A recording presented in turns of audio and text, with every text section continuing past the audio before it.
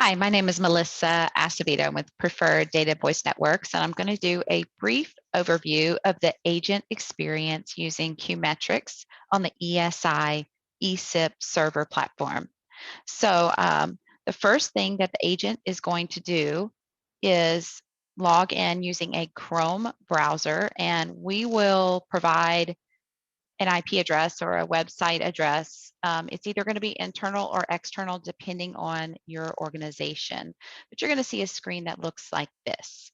So you will, each agent will have a login name and password. And this is my demo unit, so it's pretty generic. But this gives you a sense of what the agent sees. So the first thing the agent sees is for Windows. You have an agent login window, a call status window, a call list window, and then a pause window. So when you start your day or come back from a break, you're going to see all of the available queues that you can log into. So if it's on the left, you're logged out. It says available. So you want to select it and then click on the arrow to bring it over to the right, and that's how you are going to log in to become available to receive calls to a queue. Once you're available, you can start receiving calls, and I'm going to make a call here so you can see how that's going to look.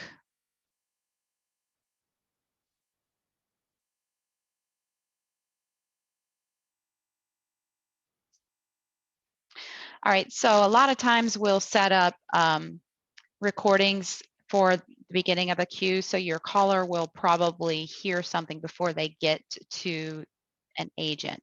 The way a queue works is when an agent is logged in, it's going to go to the call is going to be routed to the next available agent, and the caller will hear the number where they are in the queue. So if you're logged in and can receive calls, right now you're not on a call, so there's nothing really to see in this call status box. When you start receiving a call, you'll see the call information here in the call status box. This box with a call list is showing you previous calls that you've received to your queue. Once you receive a call to your queue, which one just came in, then it lights in yellow on your call list box, and your call status box starts giving you information about that queue. So you can see the caller ID information, which queue it came into, how long they had been waiting before they got to you, and then how long you've been, elapsed time of call. So you can handle that call.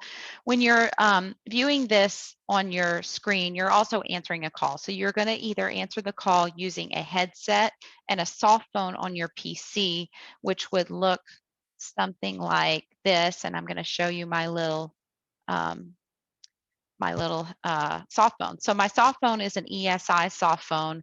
It again shows the caller's incoming call information. And then from this soft phone, I can do an attended or blind transfer to anybody within my organization, place the caller on hold, mute myself, or add another participant within my organization.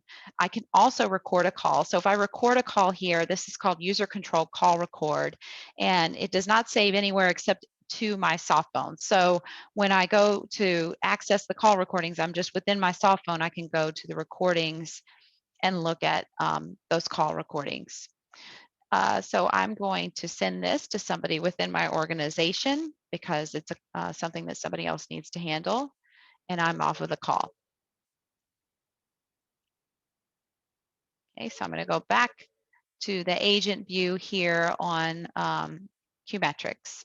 So you can see here the call status has gone away because I'm not on any active calls right now. And then, sorry, I'm receiving this call that I sent to myself. And then also I can see that I'm still logged in, and I can view the list of my calls that I've most recently had. When you're on a call or when you're done with a call, you can tag it. So this outcome is pretty generic, but these can be customized based on your organization. So you can tag it with something that might be relevant to the type of calls that you receive in queue. If you want to remember certain types of calls, then you can do that there. So I'm ready to take a break. So I'm going to go to my pause box, and I'm going to do the drop down menu and choose hourly break and then press pause. And now I'm logged into the queue, but I'm on pause. So if a call comes into the queue, it's not going to get to me because it knows that I'm unavailable. And also my supervisor will see that I'm on pause. Now on this system, supervisors have control to log agents back in and also take agents off of pause. So if you did that accidentally, or if you're having technical difficulties, then your supervisor can also override this. So now I'm ready to come back off of my break, and I'm going to unpause and then take another call. So if I'm taking calls to the queue from my, here I'm giving myself another call. So if I'm taking calls to the queue on my desk phone, it's going to work exactly the same way. I'm going to view it on my screen, and I will be handling the call using my desk phone. So when the call comes into my desk phone, it's just going to ring. I'll see the caller ID information. One thing I do want to note is that agents will not have access to do not disturb on their desk phone with ESI, because there is a conflict there. If you're an agent, it would cause problems if you went into do not disturb if you're on the queue. So call's going to come in. I'm going to answer my ringing call and take that call. And then again, I can view the call status here on my display. And I can see it here and tag it and that sort of thing. So here comes the call. So you'll see my call status is going to start populating, and I get that information there, and I can hang up.